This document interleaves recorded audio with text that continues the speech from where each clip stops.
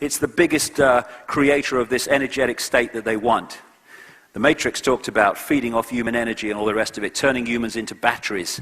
And that's what we're looking at in terms of the way the society is created. There are many physical underground areas which have been reported to contain reptilian and non-human entities, and I'm sure that's true within this reality, within visible light, but it's the ones that are just outside that seem to be the cause of this. There are many reptilian entities that seem to be very benevolent too. But the foundation of it all is puppet people. Without this, none of this other garbage could actually happen. That is prime. And the idea is to constantly take us in the wrong direction, make us misunderstand ourselves and reality so we act in the ways that suit them, to be in this bewildered state. World is crazy, we think it's sane. So, God, I wish I had till midnight, could keep going.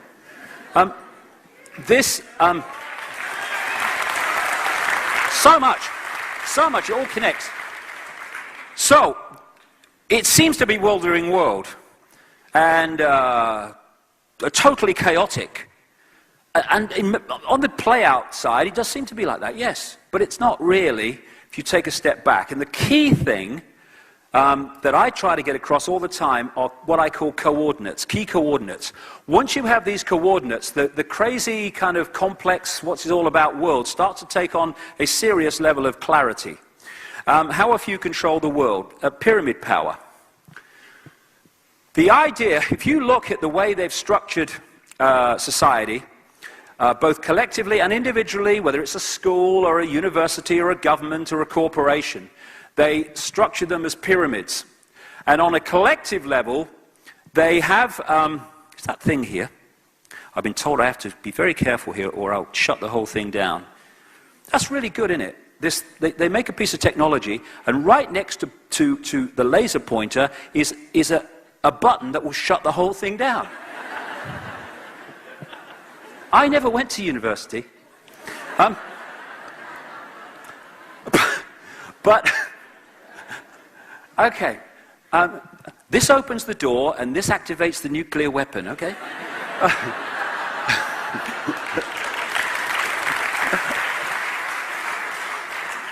The way they've structured is to hoard the knowledge, this advanced knowledge, both of what we'll be talking about now and what we talked about in the first section, in the highest levels of these pyramid structures that they've created. Every organization virtually today is a pyramid. You've got the few at the top who know what the game's really about, and as you come down from those few, you meet more and more and more people in these different structures, but as you go down, they know less and less and less about what the organization's really about. They're just going in, making their contribution, and going home. They don't know how their contribution locks into this contribution and that contribution, again, all innocent in and of themselves, to create anything but an innocent picture. Only they know that. So what they've done is hoarded the knowledge, not least through the secret society network, and they've sucked as much of that knowledge out of circulation as they can. And their nightmare now is it's started to come back. Too bloody bad. Guys, it's about time. And this guy, Albert Pike, who was a Freemasonic god in America in the 1800s, Sovereign Grand Commander, Mother Supreme Council of the World, and all this stuff, they love their titles, these people. Pathetic. And he wrote this. This was in a book for Freemasons. Fictions are necessary to the people, and the truth becomes deadly to those who are not strong enough to contemplate it in all its brilliance. In fact, what can there be in common between the vile multitude and sublime wisdom? The truth must be kept secret, and the masses need a teaching proportional to their imperfect reason. That's what they do, is hoard the advanced knowledge and give us a fake version of reality. And this is the structure which shows, and I'm probably being bloody optimistic where I put these people. These are the levels of presidents and prime ministers and head of NATO and stuff. This is where, within the bloodline network and the shadow people right at the top, you never see, this is where the real power is. And these people who appear to be in power are actually just vehicles to introduce what is decided there into mainstream society. George Bush is a classic. Oh, there he is, synchronicity. He's the next one. So people said, George Bush is big brother. What? You can't tie his shoelaces. No, he's not big brother. He's just a front man. And if you are in the public eye as a president and prime minister, you are by definition a front man. They don't put their key people there. They put gophers there. They might be in on it, a lot of them, and some of them don't. They're just manipulated, and some of them just want power and will do anything necessary for it. So they'll say, you know, we'll put you in power if you do this. Okay, and so they'll become prime minister or president. And so now it's no different. This guy reads teleprompters better than George Bush did, but apart from that, policy is pretty much the bloody same, hidden by rhetoric. And in every country, including Australia, Britain, everywhere, you have overwhelmingly two parties, usually, that have any chance of forming a government. And so people think, oh, we're going to change to them now, we'll change to them now. But the same force controls both sides, so whoever's in power is a representative of this force in the shadows. As some people say in America, you know, don't vote, it only encourages them.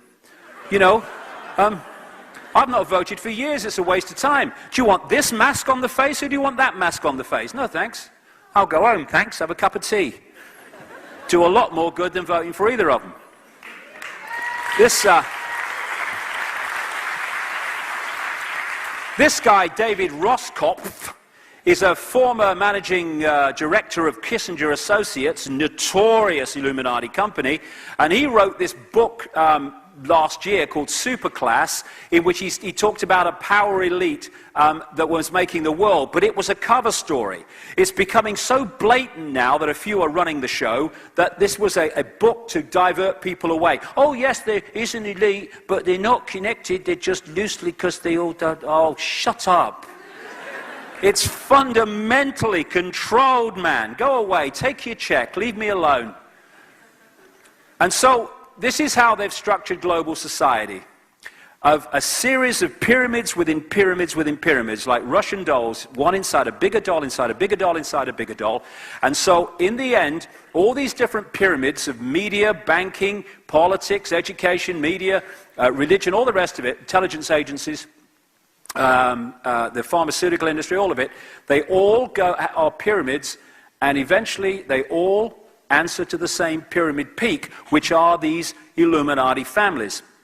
And through this structure, they can put down from that point the same policies of incessant centralization of power and other changes in society, which here, as we experience them, seem to be coming from unconnected groups and institutions and places of society, when if you go to that point, they're all coming from the same point, and that's why it's so coordinated, and that's why now it's happening so quickly, because it's so coordinated. So what you have is one force manipulating in the play-out world of the daily experience, often apparently people in conflict with each other. It's all a game, it's all a mind game. This is the movie I talked about earlier, and this is the secret agenda that manipulates the movie to manipulate human perception in the same way that we've seen here in that image. And these people, in the end, are just puppets of this force. And like I say, I'll just go back on that one, but only quickly. This is to emphasize the point that because of their genetic makeup and energetic makeup, and the way that I now begin to understand they're connected to the schism energy in terms of their perception, this is why they can do these things and have no emotional consequence whatsoever, because they appear to have a very low, at least low, sometimes non-existent level of empathy with the consequences for others of their actions. Another coordinate, methods of manipulation. I think one of the most effective things I've ever come up with in this whole 20 years is this description of problem, reaction, solution, because it is so fundamental to pushing this whole thing on. And it's very simple. Everybody in this room will know about it, but just go for it, because we're doing a DVD of this as well. So we'll, for people watching the DVD who haven't come across this before, maybe it's very simple. You want to change society in a way that you know that if you announce it openly, you're going to get a massive public reaction against it. So you don't do that. Stage one, you create a problem covertly. You get someone else to be blamed for it. It could be 9/11, it could be a government collapse, it could be the economic crisis we're having now, it could be a war. You then tell, through an unquestioning, pathetic mainstream media, the version of the problem you want the public to believe, i.e. bin Laden orchestrated it from a cave in Afghanistan or something. And if we had a media worth the name, problem, reaction, solution would collapse. Because at this point, they would investigate the official version, find it was a